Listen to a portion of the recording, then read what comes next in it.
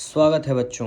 आज कुछ नहीं करेंगे, कल ही एग्ज़ाम ख़त्म हुए हैं तो आज बिल्कुल इजी टॉपिक उठाएंगे अकाउंट्स का और सिर्फ उनके कॉन्सेप्ट को ब्रश अप करेंगे। और कल तक इसके सारे क्वेश्चन आप कर लीजिएगा। जिस भी क्वेश्चन में प्रॉब्लम आए आप कमेंट सेक्शन में ज़रूर बताइएगा और सब्सक्राइब करके रखें। हर दिन एक चैप्टर करने की कोशिश करेंगे। आज अकाउंट्स का चैप्टर ले रहे हैं, लॉस ऑफ स्टॉक करेंगे, कल लॉस ऑफ प्रॉफिट करेंगे विद लॉस ऑफ स्टॉक के क्वेश्चंस। ठीक है, तो लॉस ऑफ स्टॉक को शुरू करने से पहले माता रानी का जयकारा लगाते हैं और शुरू कर देते हैं। कैसे? चलिए, किससे करेंगे? सिर्फ स्टडी मटेरियल से करेंगे। आईसीआई ने जो भी अपन को कंटेंट दिया है वो बहुत ज़्यादा होता है, सफिशिएंट होता है एग्ज़ाम के लिए। तो किसी भी टीचर की नोट्स नहीं लेंगे, अपन अपने ही नोट्स बनाएंगे। कैसे बनाएंगे मैं आपके साथ साथ बनाता जाऊँगा और आप बिल्कुल लिखते जाइए वीडियो के साथ। इंट्रोडक्शन आपको पता ही है, इंश्योरेंस का मतलब क्या होता है।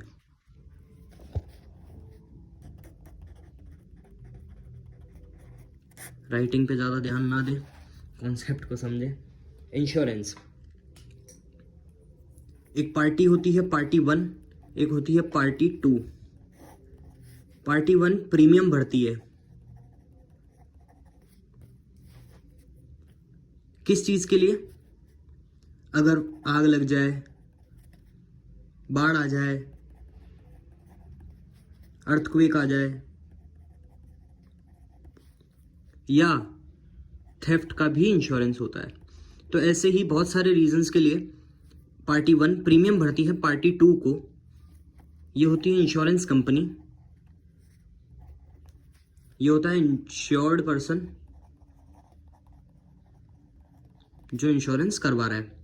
अब प्रीमियम रेगुलर भरने से क्या होता है, कभी आग लग जाए, बाढ़ आ जाए, अर्थक्वेक हो जाए या चोरी हो जाए, तब जो लॉस होता है स्टॉक का, वैसे प्रॉफिट के लिए भी इंश्योरेंस होता है, तो अभी अपन सिर्फ लॉस ऑफ स्टॉक पढ़ रहे हैं, तो स्टॉक के लिए जो भी लॉस होता है स्टॉक का, उसका payment insurance company insured person को करती है, इसलिए इंश्योरेंस कराया जाता है। तो ये एक बिल्कुल नॉर्मल सी चीज़ थी इस चैप्टर में, ज़्यादा लंबा नहीं खींचेंगे, जल्दी जल्दी करेंगे। अब ये दो तरीके से होता है, क्लेम दो तरीके से लिया जाता है। क्लेम कब लेंगे? जब आग या बाढ़ आ जाएगी, लॉस हो जाएगा, तो आप क्लेम लेने जाएंगे। अब क्लेम दो तरीके से होता है, एक तो टोटल लॉस,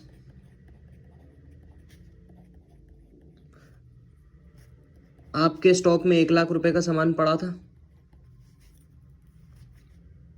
पूरा का पूरा जल गया, ये हो गया आपका total loss. Partial loss,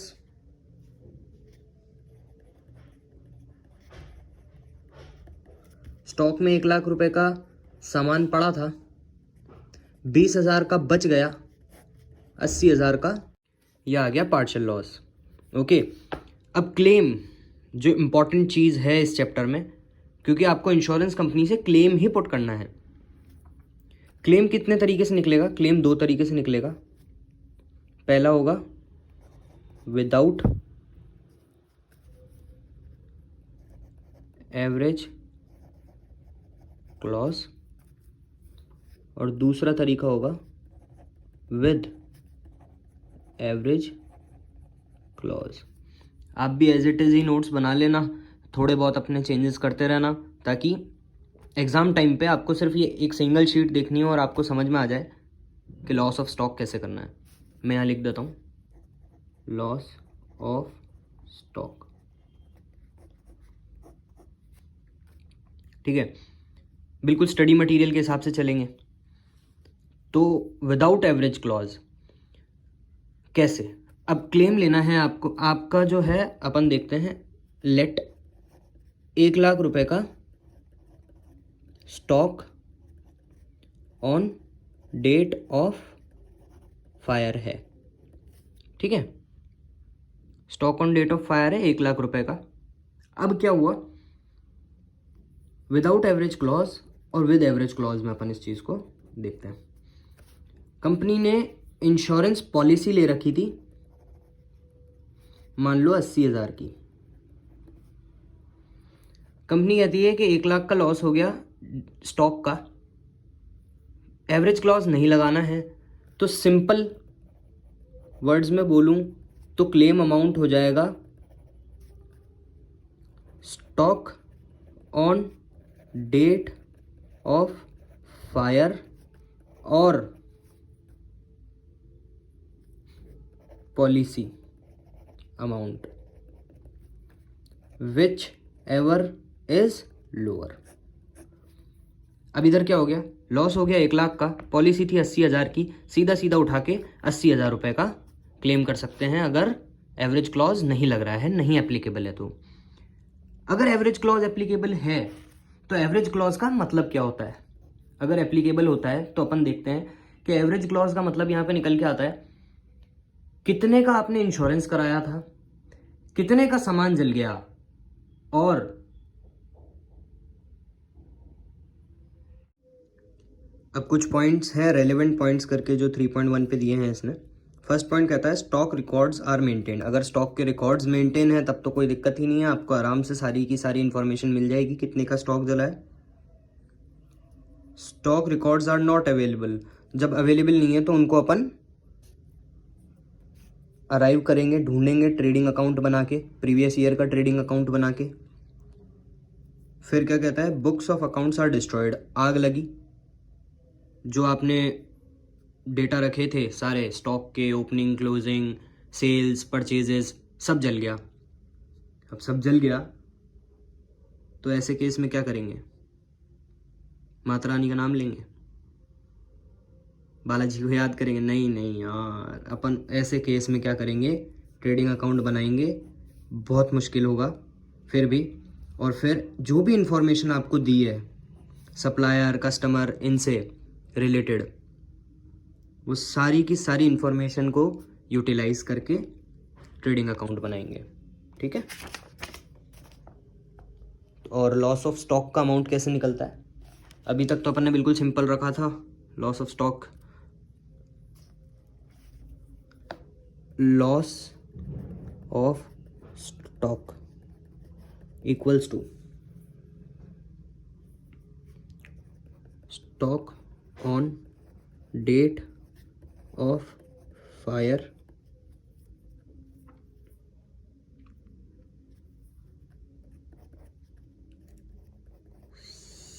साल्वेज्ड stock.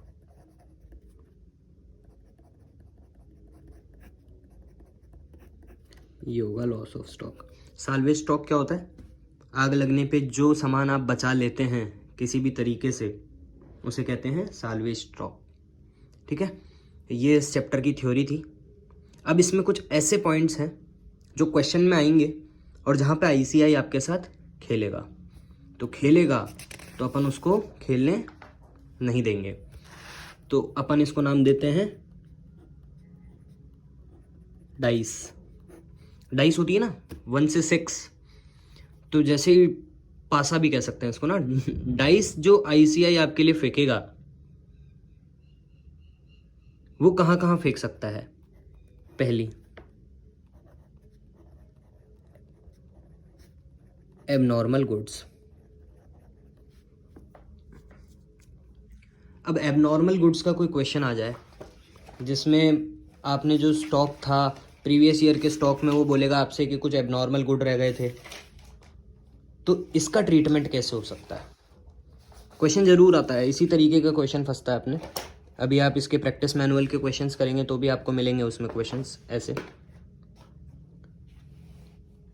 तो पूरा ट्रीटमेंट देख लो कैसे होगा, बहुत इंपॉर्टेंट है। ये डाइस में जो भी पॉइंट्स हैं यहाँ पे आईसीआई आपके साथ खेलती है,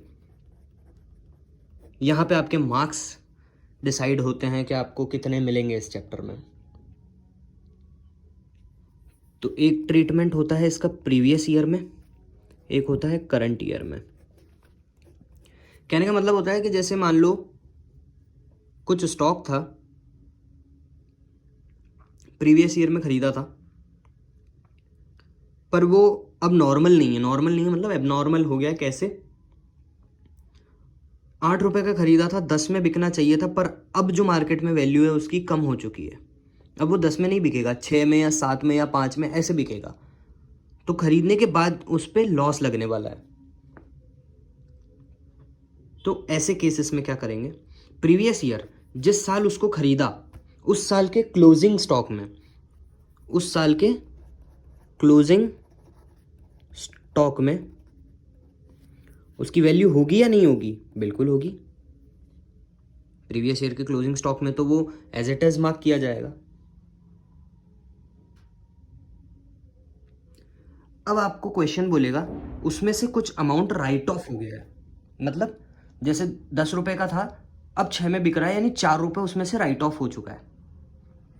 तो अब क्या करना है, इसमें उस अमाउंट, जो भी अमाउंट राइट ऑफ करेगा क्वेश्चन में, अमाउंट रिटर्न ऑफ जो भी होगा उसको ऐड कर देना है, सिंपल ऐड कर देना है।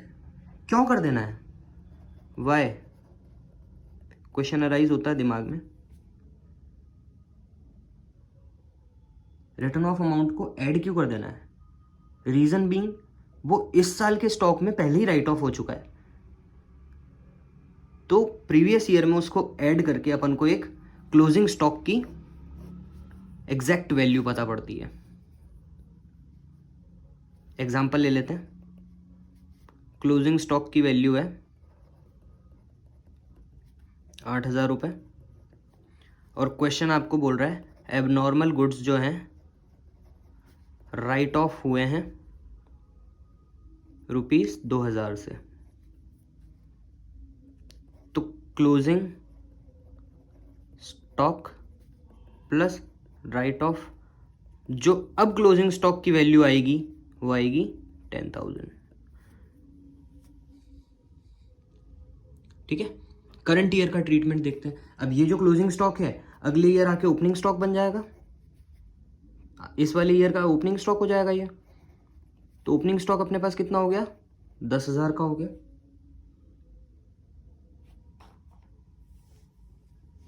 इसमें क्या ऐड कर देंगे, जो भी कॉस्ट थी उस प्रोडक्ट की, जैसे मैंने जो एग्जांपल लिया था 6-10 वाला जो था, उसमें जो भी उसकी कॉस्ट थी वो इसमें ऐड कर देंगे अपन। मान लेते हैं 8,000 रुपये,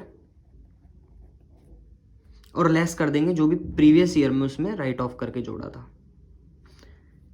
इसमें ऐड इसलिए करना पड़ता है ताकि जीपी की वैल्यू आ जाए करेक्ट, और इससे इसलिए माइनस कर देते हैं इसको ताकि करंट ईयर के ओपनिंग स्टॉक की वैल्यू आ जाए। 16,000 ओपनिंग स्टॉक की वैल्यू आ जाएगी।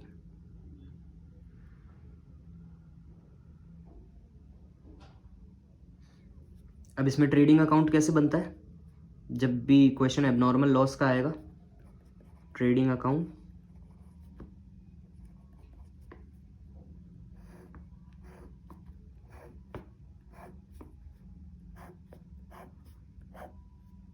करंट ईयर का बना रहे हैं अपन,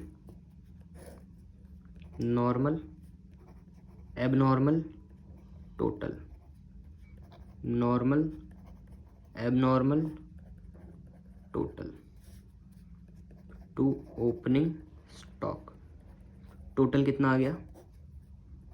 16,000। कॉस्ट कितनी थी? 8,000। और ये वाला जो क्लोजिंग स्टॉक है वो इसका ओपनिंग स्टॉक हो जाएगा 8,000। ओके, ये इसका ट्रीटमेंट है एबनॉर्मल गुड्स का। बहुत बड़ी डाइस इसी में फेंकता है। दूसरी डाइस कहाँ फेंकेगा? दूसरा पासा खेलेगा Shakuni, good Saint on approval basis पे।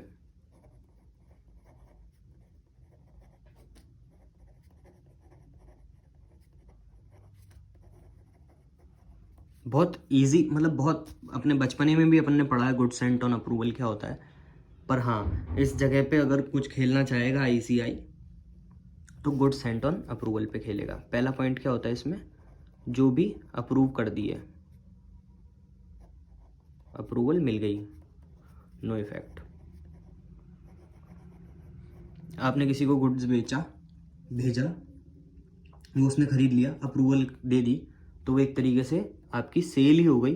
तो सेल हो गई तो उसका कोई भी इफेक्ट किसी भी तरीके से आपके ट्रेडिंग अकाउंट में होगा नहीं, वो सीधा सेल में चला जाएगा। मज़ा कहाँ आता है? नॉट अप्रूव्ड में।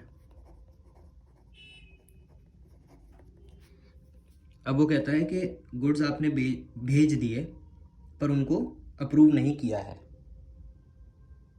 ठीक है। अब ऐसे केस में क्या करना होता है? करंट ईयर के ट्रेडिंग अकाउंट की बात करते हैं।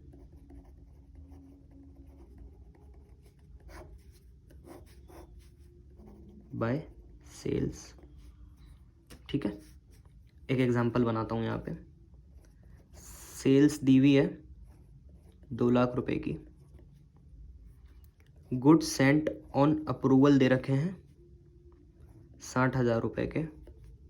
बोला है 1/3 गॉट अप्रूवल, यानी 20,000 का कोई ट्रीटमेंट आपने करना ही नहीं है। वो 20,000 आपके सेल्स के अंदर ही आ गए होंगे, ठीक है। और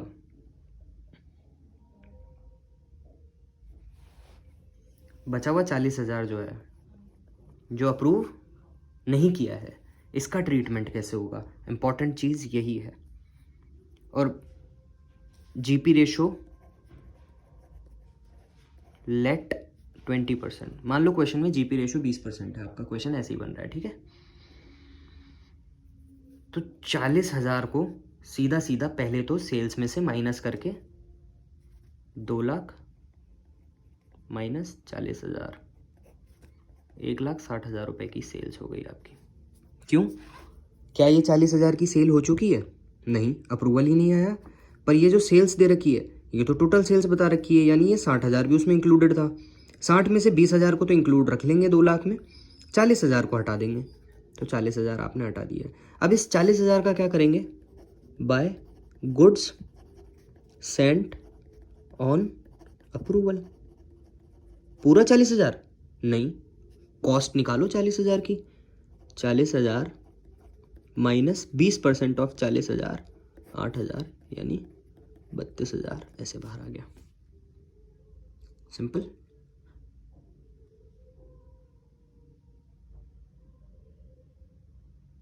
इस तरीके से इसका ट्रीटमेंट हो जाएगा, गुड सेंट ऑन अप्रूवल। ये 2 ही चीज़ें हैं जहाँ पे ICAI आपसे इस चैप्टर में कंफ्यूजन क्रिएट करता है। प्लीज़ इनको ध्यान से देखें। कोई भी डाउट हो कमेंट में पूछें, चैनल को सब्सक्राइब करें। रोज़ ऐसे ही प्रैक्टिस करते रहेंगे साथ में, ताकि अपना कोर्स भी ख़त्म हो जाए और सारे क्वेश्चन भी कवर हो जाएं। तो कल अपन क्या करेंगे देख लीजिए। पहला इलस्ट्रेशन पहला ही एबनॉर्मल लॉस वाला है, ठीक है। तो अपन इसके इलस्ट्रेशन देख लेते हैं कितने हैं। 1 2 3